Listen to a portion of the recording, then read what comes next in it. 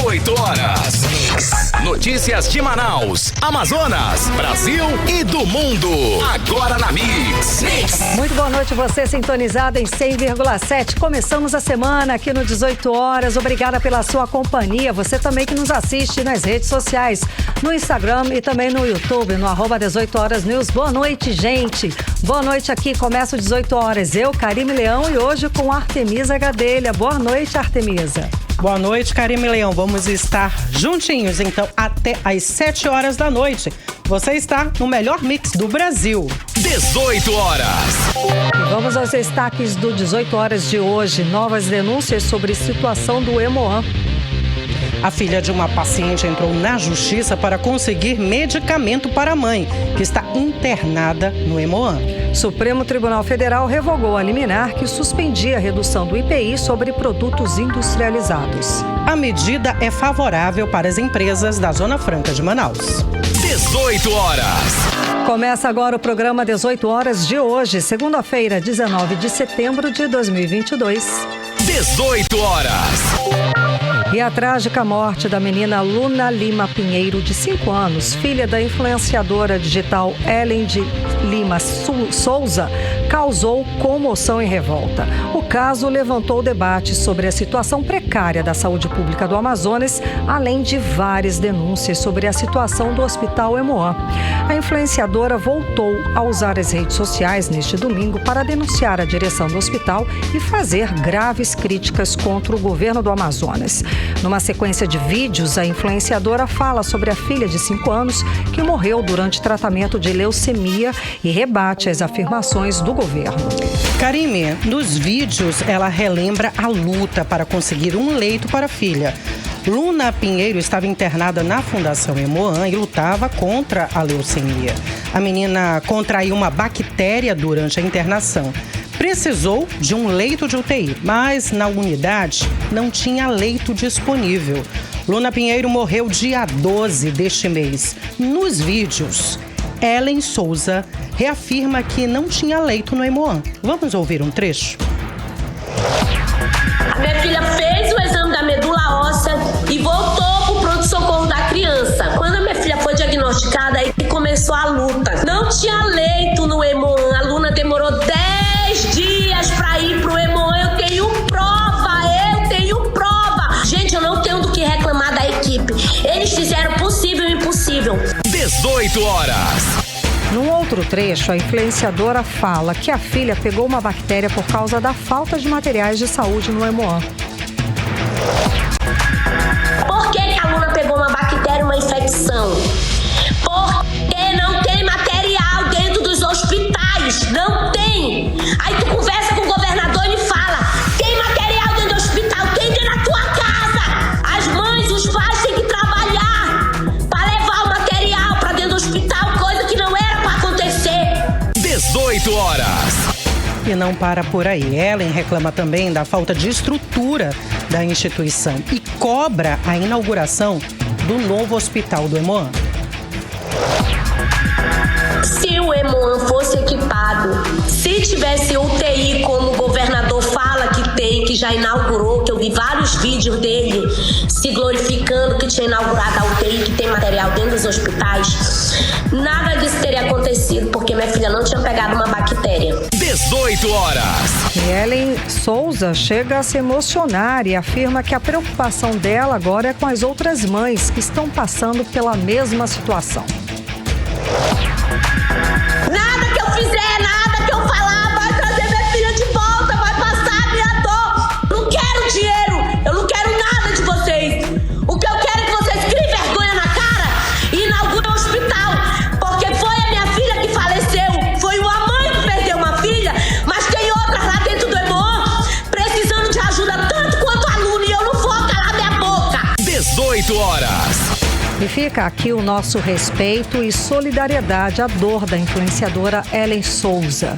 O fato é que, infelizmente, a área da saúde não é uma prioridade do governo do Amazonas. Desde a estreia do programa 18 Horas, noticiamos aqui várias denúncias sobre a situação precária nas unidades hospitalares. E segundo as matérias apresentadas aqui no 18 Horas, a realidade que temos é numa ponta, a população que não recebe atendimento de saúde digno, e na outra ponta temos a arrecadação recorde do governo do estado do Amazonas, que somou mais de 14 bilhões de reais só no primeiro semestre deste ano.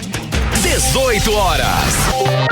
Karine, a situação do Hemoan é muito delicada mesmo. Eu estive, inclusive, nesse domingo, conversando com alguns familiares de pacientes da instituição. A Andréia Breves tem acompanhado a mãe dela há 1 ano e meio no tratamento do câncer. Ela disse que há 1 semana está faltando materiais para fazer o curativo do PIC. O que é o PIC? O PIC é um tipo de catéter que evita que a pessoa leve várias picadas. Inclusive, é recomendado aos pacientes que precisam fazer algum tipo de tratamento que dura muito tempo. Após ser colocado, ele pode durar até 6 meses. Andréia Breves fala que seria complicado caso a mãe estivesse fazendo quimioterapia no momento, já que não existe aí, né, os materiais para fazer a troca do curativo. Vamos ouvi-la. A gente realmente percebe essa carência de material mesmo com relação a minha mãe tá sempre colocar o PIC há 1 semana, porque não tem o material do curativo. Já faltou outras coisas também, até como teve alguns momentos que os lençóis realmente não estavam vindo, dava em falta, eu tive que trazer lençol. Já teve falta, carência de material básico aí, realmente. E essa questão do PIC, do curativo, é sério, porque a mamãe, esse PIC, que é? Ele é um material que entra o sangue, ele evita que ela esteja sendo furada. E quer dizer, 1 semana sem fazer isso, né? Isso é bem complicado. Porque o PIC, ele facilita a transfusão de antibiótico, de quimioterapia. E aí ela, graças a Deus, no momento ela não está fazendo a quimioterapia. Mas se ela tivesse que estar fazendo, hoje ela estaria parada com a quimioterapia. 18 horas. E a Andréia comentou também que entrou na justiça para conseguir um tipo de medicação para a mãe e que falta estrutura no hospital. Hoje eu estou na justiça com relação à medicação, um tipo de quimioterapia para minha mãe, que hoje o Hemoan não tem. Por quê? Porque o SUS não tem para dar para minha mãe, entendeu? Esse material, que é um tipo de quimioterapia. Eu estou na Defensoria Pública. Minha mãe ontem saiu do hospital debilitada, aplasiada, que é zerada, para fazer um raio-x no Tropical. Se o novo hospital estivesse pronto, a minha mãe não sairia daqui do Hemoan, aplasiada, com risco para ir para outro hospital para fazer um raio-x. 18 horas. E sobre a inauguração do novo hospital, Andréia Breves fala que está esperando a inauguração há mais de 1 ano. Com relação ao Hemoan, ele é muito mentiroso. Me desculpa, porque o Hemoan, a gente tem um hospital novo do lado que não é inaugurado. Por que não é inaugurado? Quando é que vai inaugurar esse hospital? Só é propaganda. O governo só fala que vai entregar, vai pra rede social, diz que o hospital tá aí, tá bonito, que vão entregar. 18 horas. Nós solicitamos uma nota do Hemoan, mas até o fechamento desta edição não foi enviado nenhuma resposta. Agora em Manaus, 6 horas e 9 minutos. Continue bem, continue aqui em 100,7. Estamos no programa 18 horas de hoje, segunda-feira. E seguindo a situação, falando sobre o estado, né? A saúde do estado do Amazonas, que está grave em todo o Amazonas. A situação não está fácil. Escuta essa. A Associação dos Municípios do Amazonas denuncia o governador Wilson Lima por perseguição política a prefeitos não aliados. O total de 25 municípios cujos prefeitos não fazem parte do grupo de apoio à reeleição não receberam do governo a verba da assistência farmacêutica básica, Artemisa. Pois é, Karine, a associação entrou com uma ação na justiça para que o governador seja obrigado a repassar o dinheiro da assistência da farmácia básica. Vamos aos detalhes na reportagem de Odinei Araújo. 25 prefeitos do interior do Amazonas que não apoiam politicamente o governador Wilson Lima não receberam recursos da assistência farmacêutica básica. Essa assistência está relacionada aos medicamentos e insumos da atenção básica à saúde por intermédio das UBSs, que são as unidades básicas de saúde dos municípios. De acordo com a Associação Amazonense dos Municípios, o recurso da assistência farmacêutica básica permite, por exemplo, o tratamento sem custo ao paciente portador de diabetes mellitus, doença que precisa de tratamento contínuo. Em consequência, o não pagamento ameaça a saúde e a vida de pacientes. A entidade que reúne os prefeitos do Amazonas entrou com uma ação na Justiça do Estado por perseguição política do governo do Amazonas. A entidade quer que a Justiça obrigue o governo a fazer o pagamento que pode comprometer a já fragilizada saúde do Estado, conforme diz o presidente da Associação Amazonense de Municípios, Jair Souto. Fomos surpreendidos porque apenas 37 municípios do Amazonas recebeu e ficou 25 municípios sem receber. Isso de fato nos traz um constrangimento muito grande. O montante foi de 29 milhões recebido e nós temos 25 municípios que não recebeu absolutamente nada. Já perdemos o FTI, enfim. O presidente da Associação Amazonense de Municípios, Jair Souto, diz ainda que a atitude do governador, além de ferir a democracia, prejudica a saúde pública da população do estado, que já é tão precária. Nós não concordamos da forma como está sendo tratado os municípios do Amazonas, causando grande prejuízo à saúde pública de todos os amazonenses. A precariedade da saúde no Amazonas foi novamente evidenciada na semana passada com a morte de Luna Lima, filha da digital influencer Magrinha Ellen, por falta de leito no Hemoan. Na ação com pedido da liminar, os prefeitos querem a adesão para todos os municípios no rateio da assistência farmacêutica básica, inclusive com os mesmos critérios e a mesma celeridade na liberação dos recursos, com notícia crime para apuração de fins eleitorais. A Associação dos Municípios do Amazonas também representou ao Tribunal de Contas do Estado para averiguação de possível ato de improbidade administrativa. O 18 Horas tentou ouvir o governo do Amazonas sobre a denúncia dos prefeitos, mas até o fechamento da reportagem, eles não enviaram resposta. Odinei Araújo para o 18 Horas. Você está ouvindo 18 Horas. Agora em Manaus, 6 horas e 12 minutos. Vamos para Brasília conversar com o nosso correspondente, o jornalista Carlos Eduardo Matos. Cadu, boa noite, Cadu. Estamos praticamente nas últimas semanas antes das eleições e a disputa está quente, acirrada, Cadu. Agora os partidos PT e União Brasil acionaram o Tribunal Superior Eleitoral contra a campanha de Bolsonaro em Londres. Conta os detalhes pra gente, Cadu. Boa noite. Boa noite, Karime. Boa noite, Artemisa. Boa noite, ouvintes do programa 18 Horas e a todos que nos assistem ao vivo. Temperatura eleitoral elevadíssima, Karime. E a gente viu isso hoje com as manifestações de apoio ao presidente Jair Bolsonaro em Londres, né? Manifestações apaixonadas e também bastante raivosas contra a imprensa e até contra os ingleses que foram lá em frente à Embaixada do Brasil pedir respeito ao luto do país em razão da morte da Rainha Elizabeth II. E claro, quem falou algo contra Bolsonaro ou contra as manifestações foi terrivelmente hostilizado.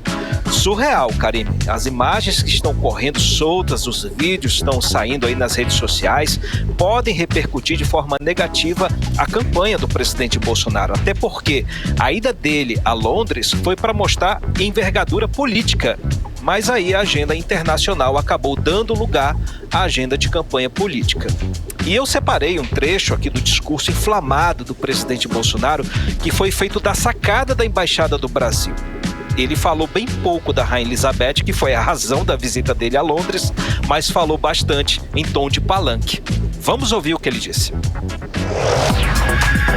Profundo respeito pela família da rainha e também pelo povo do Reino Unido. Esse é o nosso objetivo principal. Também, essa manifestação por parte de vocês representa o que realmente acontece no Brasil. Um momento que temos pela frente, que teremos de decidir o futuro da nossa nação. Sabemos quem é do outro lado e o que eles querem implantar em nosso Brasil. A nossa bandeira sempre será dessas cores que temos aqui, verde e amarelo. E nós comparamos o Brasil com outros países da América do Sul para mostrarmos que nós estamos no caminho certo. Mesmo com a pandemia terrível para o mundo todo, o Brasil resistiu, o povo é resiliente e nós estamos no caminho certo. Somos um exemplo para o mundo na questão da economia e também nas questões também que tem a ver com a nossa tradição, com as nossas vidas. Somos um país que não quer discutir liberação de drogas, que não quer discutir legalizar o aborto e é um país que também não aceita a ideologia de gênero.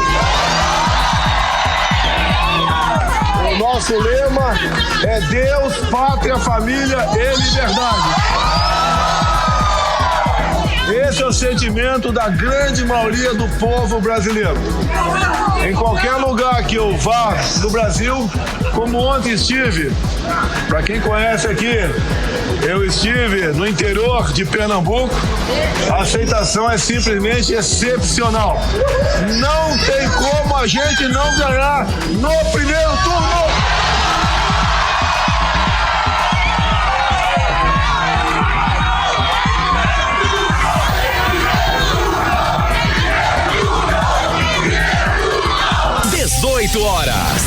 A gente acompanhou a fala do presidente Jair Bolsonaro em tom de campanha eleitoral. Fala que ele falou, né, na Embaixada do Brasil em Londres. Cadu, foi praticamente um palanque ali. Foi um palanque, né, Karime? Palanque triste, né? Justamente no dia do enterro da Rainha Elizabeth II. É aí que não cola, né? Ele tem todo o direito de se pronunciar à nação, mas ele usou o momento, a agenda internacional, para fazer palanque político, objeto aí da ação, aí, como você disse, dos partidos PT e União Brasil, que acionaram judicialmente aí o TSE para tentar impedir que Bolsonaro use a fala dele, as manifestações em Londres, na campanha política, porque foi uma agenda oficial de chefe de Estado e não uma agenda eleitoral. No TSE, Karime, a expectativa é de que possa haver sim alguma medida disciplinar, digamos assim, contra Bolsonaro, mas a corte prefere aguardar como vai ser a agenda nos Estados Unidos. Bolsonaro já está em Nova York, onde ele vai discursar amanhã na Assembleia Geral da ONU, e lá ele vai falar sobre as últimas ações do governo brasileiro. Ninguém sabe qual vai ser o tom desse discurso e nem como vai ser no lado de fora, se vai ter manifestações radicais, como foi em Londres. Agora é esperar e conferir as reações a esses movimentos aí do presidente da República. Aqui no Brasil, Karime, agora falando do núcleo de campanha do PT, hoje o ex-presidente Lula reuniu na mesma mesa Henrique Meirelles, Marina Silva, Guilherme Boulos, Cristóvão Buarque, Luciana Genro, todos estes ex-presidenciáveis, ou seja, políticos que já disputaram a presidência da República nos últimos anos. O objetivo foi confirmar o apoio deles à campanha do ex-presidente Lula, mas o que chamou a atenção, meninas, foi o apoio de Henrique Meirelles. Ele foi ministro da Economia de Michel Temer. A presença dele, aliás, foi um aceno ao mercado. Numa eventual vitória de Lula, ele pode sim, cogitadíssimo aí para ser o posto Ipiranga, como diria Bolsonaro. Quem não se lembra da campanha de 2018, né, daquele slogan de campanha, chama o Meirelles? Pois é. Tudo indica que Lula deve estar chamando sim o Meirelles, não só ele como o Alckmin, né, que foi o grande articulador desse encontro aí. Essa reunião de ex com ex, Karime e Artemisa, faz parte do plano de unir forças em torno da vitória de Lula no primeiro turno. A gente falou aqui que o PT, embora as pesquisas apontem liderança de Lula, se vê preocupado aí com o que pode acontecer no segundo turno. Então, as forças de centro e de centro-esquerda estão convergindo aí quase que totalmente para a chapa Lula-Alckmin. E hoje, meninas, saiu mais uma pesquisa, uma rodada de pesquisa da FSB Comunicação, encomendada pela BTG Pactual Investimentos. Ela aponta aí um crescimento de Lula. que volta para casa dos 44% após alguns meses de queda. E Bolsonaro em segundo lugar, mantendo os 33%. Péssima notícia aí para o presidente Bolsonaro, que precisa de alavancar o seu resultado.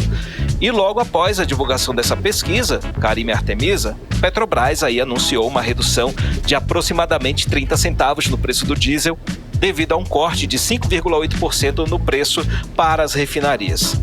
E Artemisa e Karime, finalizando aí nosso looping político, além dessa agenda internacional de Bolsonaro, a expectativa dessa semana gira em torno de mais um debate, dessa vez no SBT e na CNN, juntos aí com a revista Veja e o jornal Estado de São Paulo. Por enquanto, os principais candidatos confirmaram presença.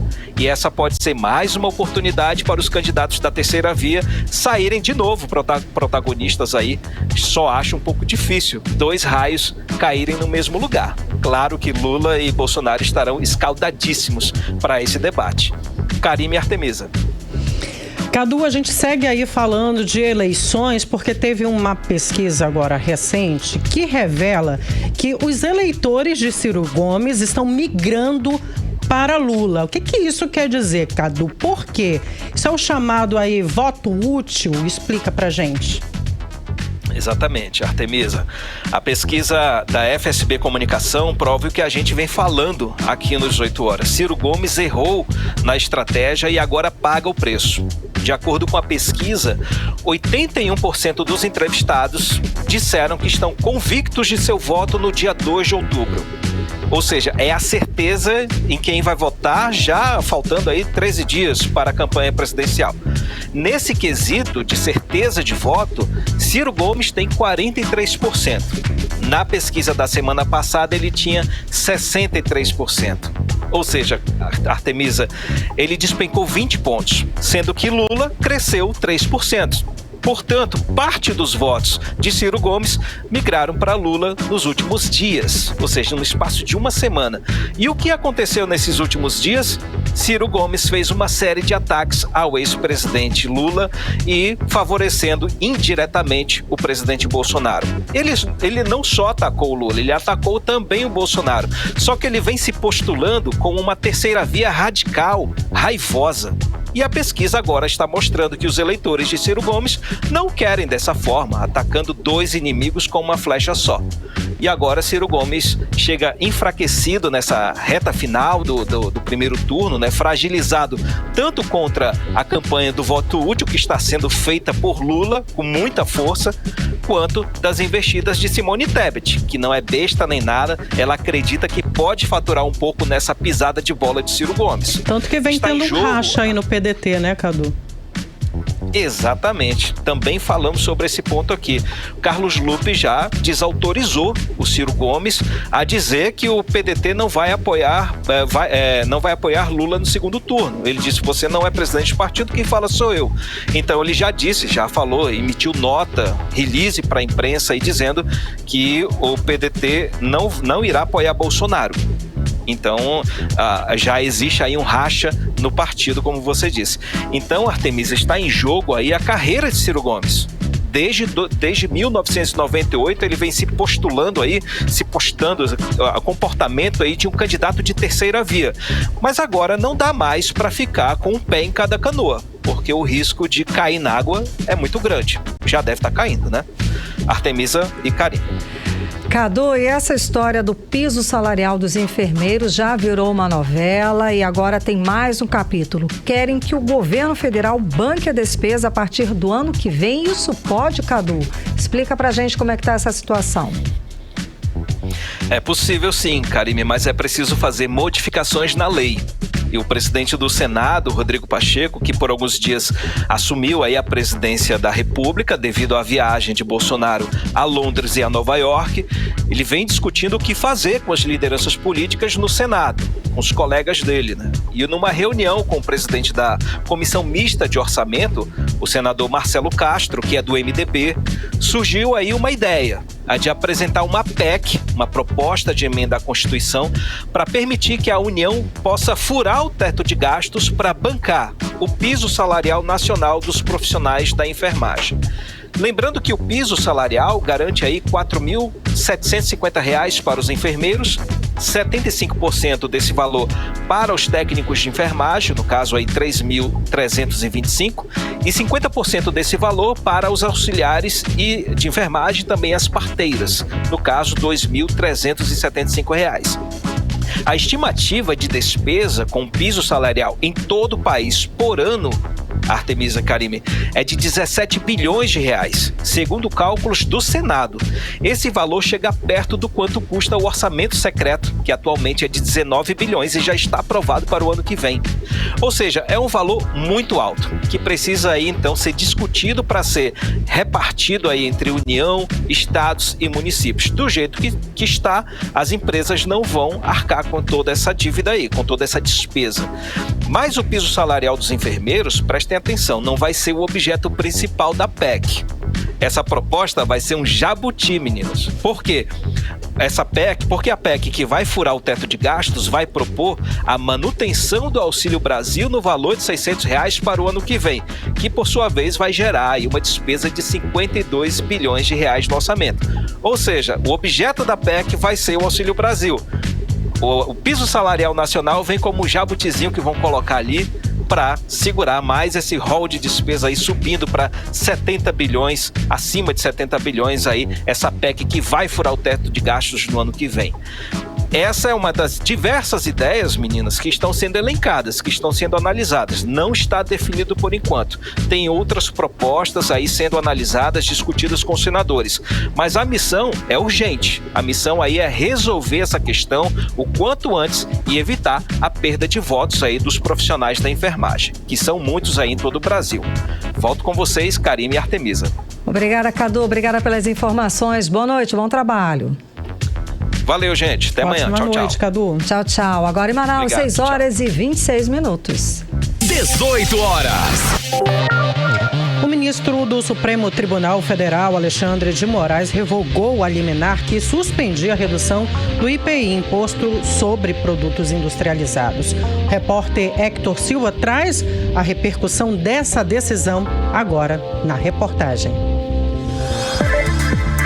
O ministro do STF, Alexandre de Moraes, revogou a liminar que suspendia a redução do IPI, o Imposto sobre Produtos Industrializados, na última sexta-feira, dia 16, em todo o Brasil.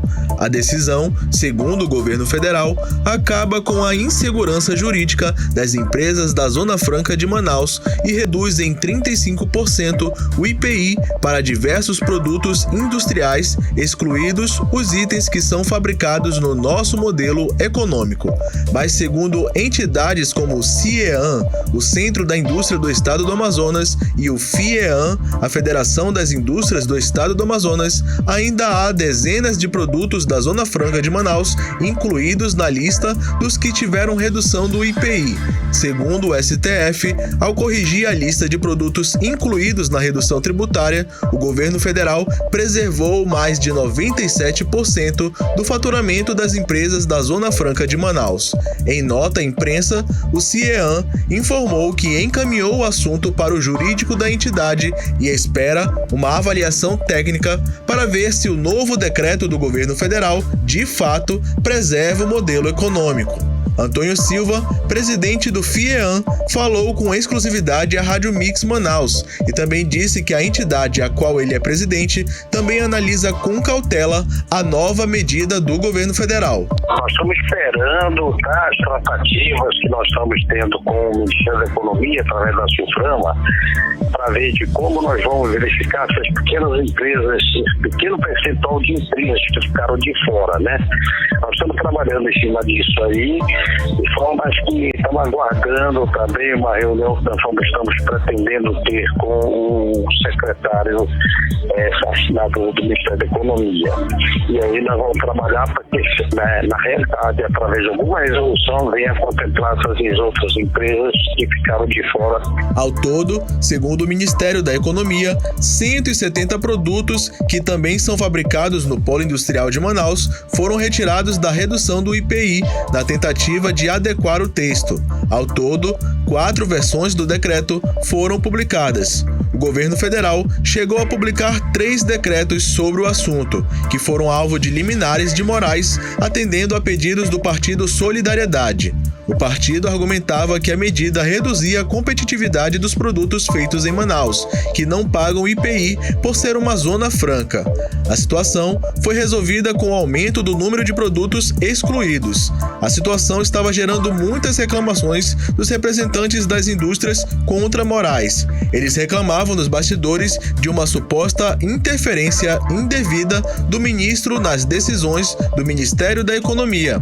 Um decreto publicado no dia 24 de agosto, em edição extraordinária do Diário Oficial da União, restaurou as alíquotas do IPI de 109 produtos fabricados na Zona Franca de Manaus. A medida atendeu a decisões de Alexandre de Moraes, que suspendeu trechos de 3 decretos que cortavam em 35% o IPI da maioria dos produtos fabricados no país. Segundo o Ministério da Economia, entre os 170 números de produtos da Zona Franca de Manaus que tiveram as alíquotas restabelecidas estão xarope de refrigerantes, isqueiros, carregadores de bateria, lâmina de barbear, caixa registradora, relógios de pulso, canetas esferográficas e máquinas de lavar louça. Hector Silva para 18 horas. Você está ouvindo 18 horas. Agora em Manaus, 6h31 e você segue aqui no programa 18 horas as principais notícias do dia até as 7 da noite para você. E daqui a pouco, servidores da educação do governo do Amazonas denunciam falta de atendimento médico no interior do estado. É o nosso assunto em instantes. 18 horas. Vamos conferir agora o tempo e a temperatura para amanhã. É com você, Karime Leão. Previsão do tempo. Segundo informações do Clima Tempo, a previsão para amanhã é de sol com algumas nuvens. Chove rápido durante o dia e a noite. A mínima prevista é de 24 graus, a máxima pode chegar a 33 graus. As chances de chuva são de 67% e a umidade relativa do ar fica entre 52% e 98%. Mix. Os servidores da educação do governo do Amazonas denunciam falta de atendimento médico no interior do estado. O presidente do Tribunal de Contas do Amazonas, conselheiro Érico Desterro, admitiu representação contra a Secretaria de Educação do estado.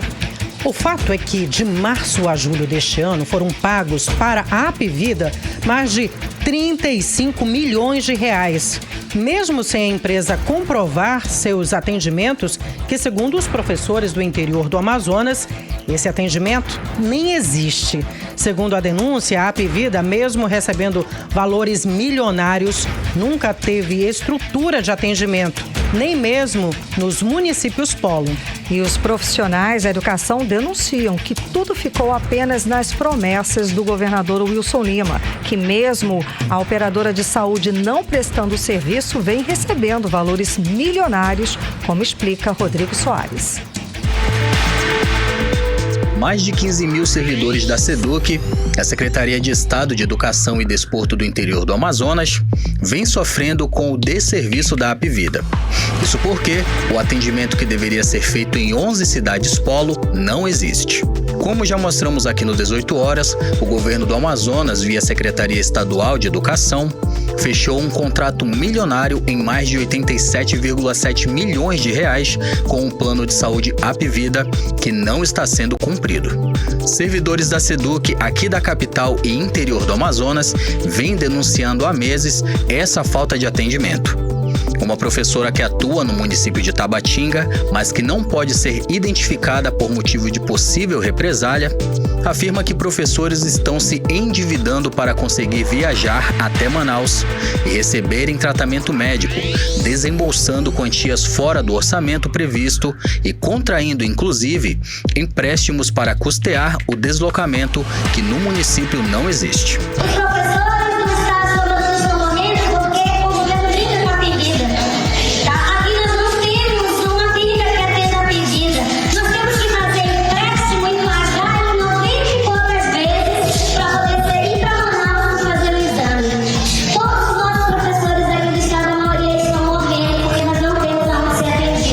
Essa essa situação vai contra o anunciado pelo governo do Amazonas e pela SEDUC, quanto à descentralização do atendimento da Apvida em Manaus para 11 cidades polo no interior do estado, incluindo o município de Tabatinga, que não possui nenhuma clínica da Apvida. Segundo o professor Lambert Melo, diretor de comunicação do Sindicato dos Professores e Pedagogos de Manaus, o plano de saúde da Apvida nunca ofereceu serviços aos professores do interior do estado, trazendo prejuízos à saúde dos profissionais da educação. Os companheiros que trabalham no interior são obrigados a estarem vindo para Manaus para fazerem consultas, para fazerem exames, para realizarem tratamentos. E isso realmente é deprimente, é algo constrangedor, é um desrespeito muito grande, um absurdo, visto que o pagamento é feito nas mesmas condições.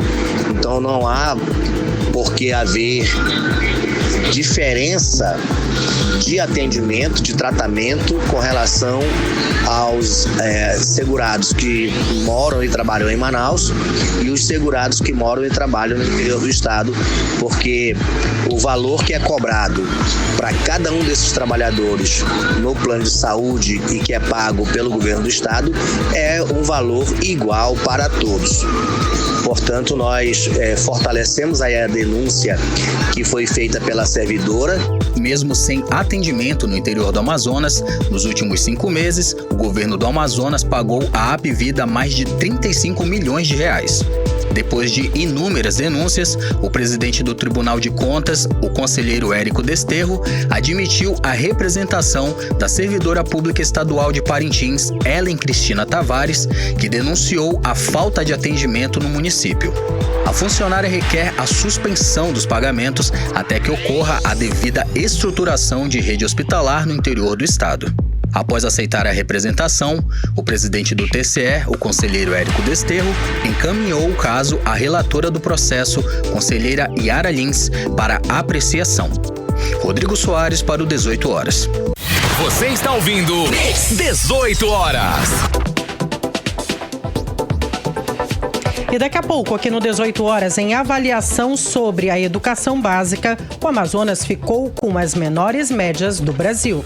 18 Horas. Agora 6 horas e 37 minutos, você acompanhando os destaques, as notícias mais importantes desta segunda-feira aqui no 18 Horas. Vamos falar agora sobre os bastidores da política local. Vamos conversar com a Artemisa Gadelha. Artemisa, boa noite. Então, durante a campanha política, o candidato tem o dever de pautar as propostas e mostrar obras que sejam verdadeiras. Não são admitidas pela Justiça Eleitoral mentiras para convencer o eleitor a votar nele, no candidato, né?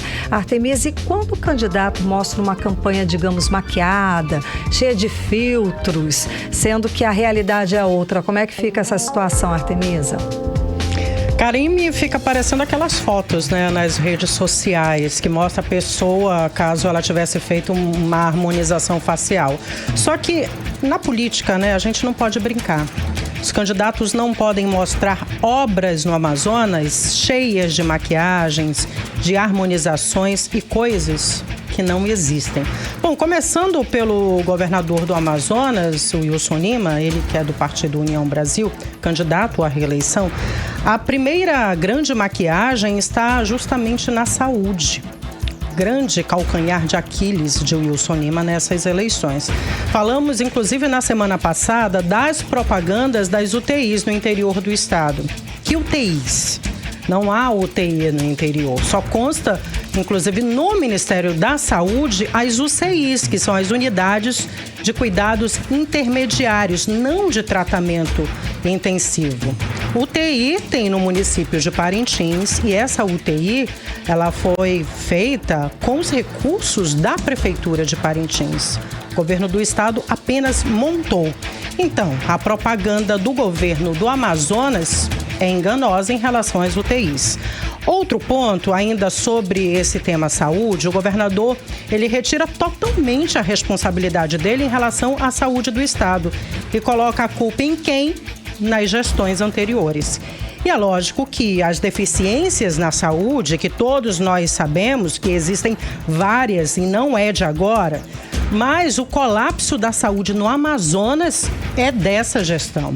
E estamos falando de responsabilidade. A Covid matou gente no mundo inteiro, mas só aqui no Amazonas, as pessoas morreram pela falta de oxigênio. Fala que não tínhamos usina, mas ele também não fala que ele foi avisado 6 meses antes pela White Martins, 6 meses antes da falta de oxigênio. O estado teve tempo para comprar, mas eu não sei o que passou na cabeça do governador. A consequência do ato dele. E essa consequência do ato foi que pessoas morreram, afogadas a seco. Alguém consegue imaginar morrer afogado a seco? Buscando ar e não conseguindo encontrar? Para completar, temos um governador que é réu no Superior Tribunal de Justiça e amanhã faz 1 ano que ele é réu. Será que vai ter bolo, Karime e ouvintes? Ele é réu por acusação do Ministério Público Federal com vários indícios, entre eles a compra superfaturada de ventiladores pulmonares numa loja de vinhos durante a pandemia da Covid-19. E não é à toa que hoje o Wilson Lima tem aí o maior índice de rejeição em todas as pesquisas, inclusive na pesquisa IPEC, que foi contratada pela Rede Amazônica. Bom, eu conversei essa tarde com o promotor de justiça Wesley Machado sobre este assunto. Ele que é membro aí do Comitê Amazonas de Combate à Corrupção. Vamos ouvi-lo.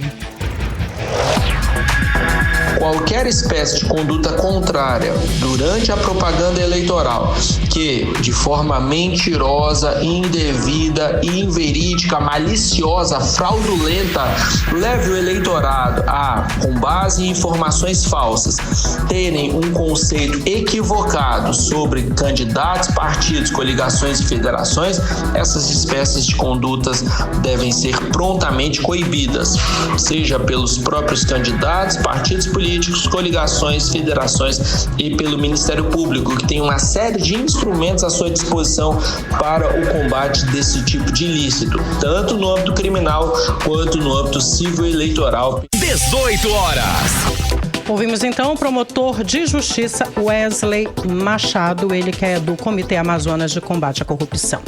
Agora falando dos candidatos Amazonino Mendes, que é do PSDB e Cidadania, e Eduardo Braga, do MDB, pesam sobre eles a pintura de um Amazonas quase sem problemas, na época da gestão de ambos.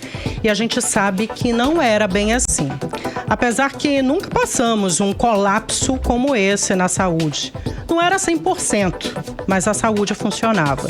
Quase todos os grandes hospitais da capital e do interior foram construídos também por Amazonino e Eduardo Braga.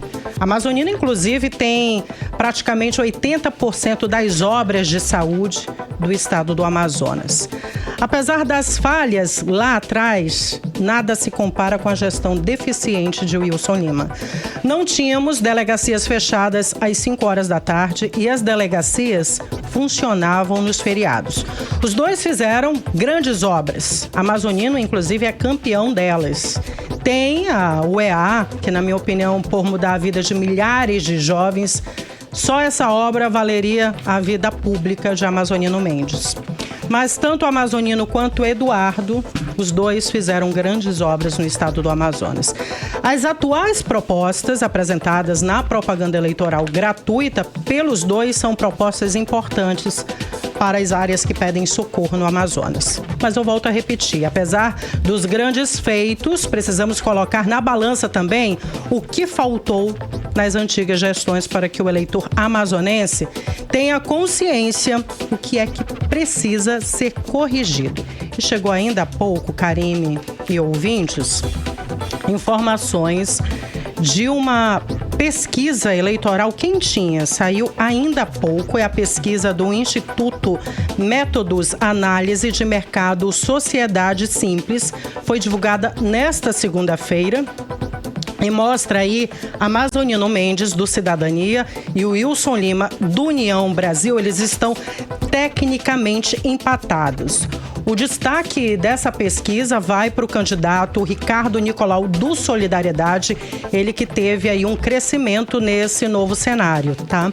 Na pesquisa estimulada, quando são apresentados os nomes, né, ou fotos dos candidatos, Amazonino aparece em primeiro lugar com 27,5% dos votos. Em segundo lugar, o Wilson Lima com 26,4% dos votos, seguido aí de Eduardo Braga, do MDB, com 15,6%. Nesse cenário, Ricardo Nicolau aparece em quarto lugar com 11,5% das intenções de votos. E de acordo com esse levantamento, com essa nova pesquisa, esse novo estudo, né, o Wilson Lima continua sendo o candidato mais rejeitado, com 26,5%. Em segundo lugar, Eduardo Braga, com 19%. Karine. Artemisa, muito obrigada pelas suas informações. Boa noite. Segue com a gente aqui no Melhor Mix do Brasil. Agora em Manaus, 6h45. 18 horas. Bom, eu tenho uma outra informação que acaba de chegar aqui na nossa produção, é que o secretário de Cultura de Economia Criativa, Marcos Apolo Muniz, pediu exoneração do cargo. Marcos Apolo é um dos poucos secretários de Wilson Lima que se mantém desde o início da sua gestão.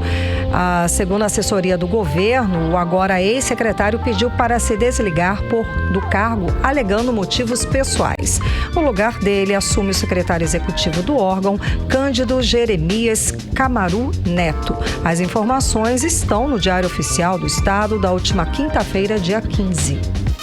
18 horas. E o Sistema de Avaliação da Educação Básica revelou uma triste realidade para a educação aqui do estado do Amazonas. O levantamento, em geral, posiciona o Amazonas com média abaixo do índice nacional em todas as séries pesquisadas. Pois é, Karine, essa avaliação mostrou que o Amazonas é o estado do Brasil com as menores médias nacional do ensino médio em língua portuguesa e matemática. O repórter Hector Silva traz os números pra gente agora na reportagem. O Amazonas é o estado do Brasil com as menores médias do ensino médio em proficiência de língua portuguesa e em matemática. A constatação são dos dados de 2021 do SEAB, o Sistema de Avaliação da Educação Básica, divulgados na sexta-feira, dia 16, pelo INEP, o Instituto Nacional de Estudos e Pesquisas Educacionais Anísio Teixeira. O levantamento, em geral, posiciona o Amazonas com média abaixo do índice nacional em todas as séries pesquisadas. Em matemática, o Amazonas ficou com 242,8 na proficiência média, no resultado do ensino médio. É o menor índice entre os estados pesquisados no SAEB, abaixo, inclusive, do Maranhão, que ficou com 244,3. Em língua portuguesa, o estado do Amazonas tem a menor média nacional, 251,7 em proficiência média do ensino médio tradicional. Média acima mais aproximada foi constatada pelo estado do Maranhão, com 253,6. Nas outras classes incluídas na pesquisa, o Amazonas também fica abaixo da média nacional. Na avaliação realizada no 5º ano do ensino fundamental, o estado também ficou abaixo da média nacional, nas disciplinas de matemática e língua portuguesa, incluídas no levantamento. Na opinião do coordenador de comunicação da Asprom Sindical, Lambert Melo, os números mostram a irresponsabilidade do governo do Amazonas com a educação. O resultado ruim do SAEB não é uma surpresa. Na verdade, não poderia se conseguir nada de diferente, visto que não se tem uma política educacional que busque realmente fazer das escolas públicas um local de verdadeiro estudo, de verdadeira aprendizagem para o desenvolvimento da cidadania dos nossos alunos, na sua mais completa expressão do desenvolvimento humano. Quando se pensa nos alunos da escola pública, não só aqui em nível estadual como em nível federal e também municipal, se pensa apenas em preparar mão de obra barata para atender aos interesses do mercado capitalista. E, portanto, realmente precisaria que nós tivéssemos no governo do Amazonas alguém que tivesse um compromisso e um interesse em desenvolver os valores que completam a luta de sobrevivência e de subsistência dos nossos alunos de uma forma ampla, completa e geral. A pesquisa é realizada a cada 2 anos para avaliar a qualidade da educação ofertada nas redes de ensino e escolas públicas de todo o território nacional. Foram aplicadas avaliações em língua portuguesa e matemática para estudantes do 5º ao 9º ano dos ensinos fundamental e de 3ª e 4ª série do ensino médio. Os testes de ciências da natureza e ciências humanas foram dirigidas para estudantes do 9º ano do ensino fundamental e língua portuguesa e matemática para estudantes do 2º ano do ensino fundamental. O levantamento foi realizado no período de novembro a 10 de dezembro de 2021, com resultados finais divulgados em 16 de setembro de 2022. O levantamento foi realizado em escolas públicas e privadas das 27 unidades da Federação por meio de testes de língua portuguesa, matemática, ciências da natureza e ciências humanas para os estudantes. Foram elaborados ainda questionários para estudantes, professores, diretores e secretários municipais de educação. Hector Silva para o 18 horas. Você está ouvindo 18 horas. E a Agência Nacional de Telecomunicações anunciou nesta segunda-feira o lançamento do 5G em mais 7 capitais brasileiras: Aracaju, Boa Vista, Campo Grande, Cuiabá, Maceió, São Luís e Teresina. Agora, o total de 22 capitais já tem acesso ao chamado 5G puro. Apenas 5 capitais da região norte continuam sem a tecnologia: Porto Velho, Rio Branco, Macapá, Manaus e Belém. O cronograma oficial da agência prevê a ativação do 5G em todas as capitais até o dia 27 de novembro. 18 horas. E agora vamos conferir novamente a previsão do tempo para esta noite e madrugada com Karime Leão. Previsão do tempo. E segundo informações do Clima Tempo, a previsão é de pancadas de chuva durante a noite e a madrugada. A mínima prevista é de 22 graus, a máxima não deve passar dos 33 graus. As chances de chuva são de 67%. A umidade relativa do ar fica entre 45% e 95%. E a Petrobras anunciou hoje, segunda-feira, a redução de 30 centavos do diesel. O preço médio do litro do combustível vendido nas distribuidoras passa de R$ 5,19 para R$ 4,89, o equivalente a uma redução de 5,8%. O novo valor começa a valer a partir desta terça-feira. Os preços dos outros combustíveis não foi alterado. E apesar da redução no ano, no entanto, o diesel ainda acumula alta de 46% em relação ao final de 2020. A alta é de 146%. 18 horas. Economia. E vamos aos indicadores econômicos de hoje, segunda-feira. O dólar começou a semana em baixa de 1,79%, cotado a R$ 5,16. O euro fechou negativo também em 1,67%, cotado a R$ 5,17. O Bitcoin também fechou em baixa de menos 2,69%, aos R$ 101.300. O Ibovespa, principal índice da Bolsa de Valores brasileira, fechou em alta de 2,33% e encerrou o dia aos 111.823 pontos. Escuta esse dado: o endividamento das famílias no Amazonas bateu recorde em agosto. Em todo o estado, mais de 450 mil estão endividadas, Karime. Exato, e a maioria das dívidas está no comércio e serviços locais. A alta inflação e os juros elevados trouxeram a perda do poder aquisitivo das famílias, contribuindo para o endividamento, de acordo com a professora de Economia da Universidade Federal do Amazonas, Michele Aracati. E segundo a Federação do Comércio do Amazonas, os homens devem mais do que as mulheres. A repórter Odinei Araújo tem todos os detalhes. 89% das famílias brasileiras estão afundadas em dívidas e as famílias do Amazonas sozinhas quase chegam ao patamar nacional. As famílias do estado nunca estiveram tão endividadas, pelo menos 70,4% delas estão nessa condição. Isso corresponde a 456.212 famílias, segundo o levantamento da Confederação Nacional do Comércio, que todos os meses realiza pesquisa de endividamento e inadimplência do consumidor. E a maior parte dessas dívidas é com o comércio e os serviços locais. Para 19% das famílias, as dívidas estão vencidas e não há perspectiva de pagá-las. O presidente da Federação do Comércio do Amazonas, Aderson Frota, explica que os motivos que deram origem a essa situação foram as crises provocadas pela guerra na Ucrânia e pela inflação nacional. Para tentar domar a inflação, o governo federal, de acordo com ele, aumentou a taxa Selic de 4,5% para 13,75%. A Selic é a taxa básica de juros e o principal instrumento para o controle da inflação.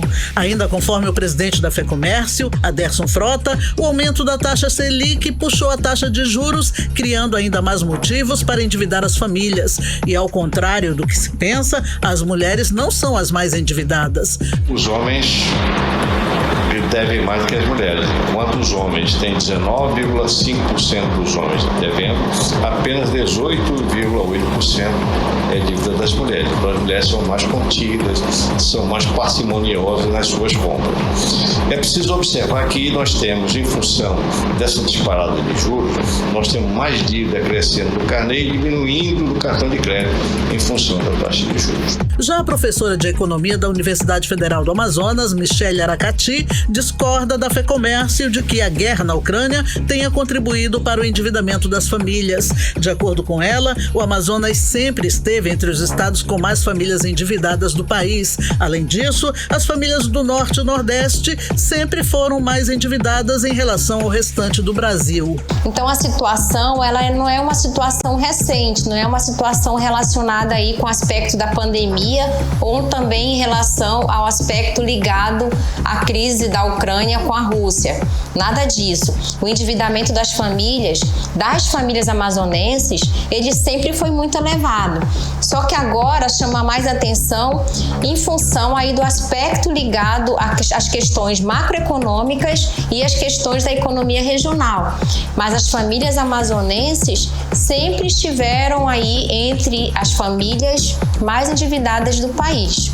A professora concorda que o endividamento das famílias está diretamente ligado à alta da inflação e à elevação dos juros. Michele Aracati diz ainda que as famílias precisam se reunir para buscar alternativas para sair do endividamento e ela dá sugestões. Trouxe aqui 3 dicas.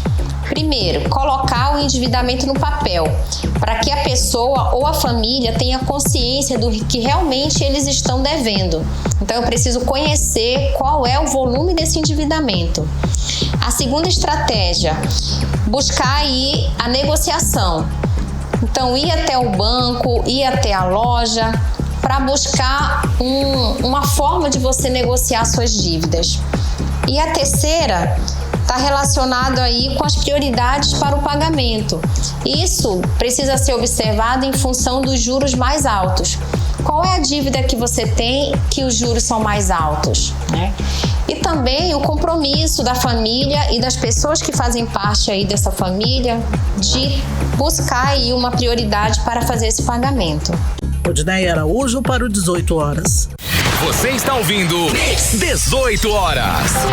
Bom, e para quem pretende baixar o aplicativo da versão digital do título de eleitor, deve fazer antes do dia 2 de outubro, tá? Isso porque não vai ser possível fazer o download do aplicativo no dia da eleição. De acordo com o Tribunal Superior Eleitoral, a medida é para evitar sobrecarga no sistema e pretende ampliar a estabilidade do aplicativo, que será utilizado simultaneamente por mais de 30 milhões de pessoas. O aplicativo e-Título substitui o título de eleitor no dia da votação e está disponível para os sistemas iOS e Android. Agora em Manaus, 6 horas e 59 minutos. Seguimos direto para o Editorial 18 horas. Editorial 18 horas. Nesta terça-feira faz um ano um ano que a Corte Especial do Superior Tribunal de Justiça recebeu a denúncia contra o governador do Amazonas, Wilson Lima, que virou réu. No processo, Wilson Lima é acusado pelo Ministério Público Federal de crimes na compra superfaturada de ventiladores pulmonares. O relator da ação penal, ministro Francisco Falcão, apontou que no caso do governador, as acusações não configuram meras conjecturas, mas sim indícios efetivos de que atuou com liderança sobre a organização criminosa. O processo está andando a passos lentos desde junho deste ano. O ministro Francisco Falcão alegou a pendência, agravos regimentais, a proximidade do recesso forense e a realização de eleições e adiou as audiências. Seriam ouvidas 126 testemunhas e réus na Operação Sangria. Entre eles, o governador do Amazonas, Wilson Lima, réu. 18 horas. 7 horas em ponto. Ficamos por aqui. Obrigada pela sua companhia. Você sintonizado em 100,7. Boa noite, Artemisa. Uma ótima noite, Karime. Seguimos. Até amanhã. Até amanhã. Fique no melhor Mix do Brasil. Um beijo. Você ouviu 18 horas. As notícias do Brasil e do mundo. De volta amanhã. Mix.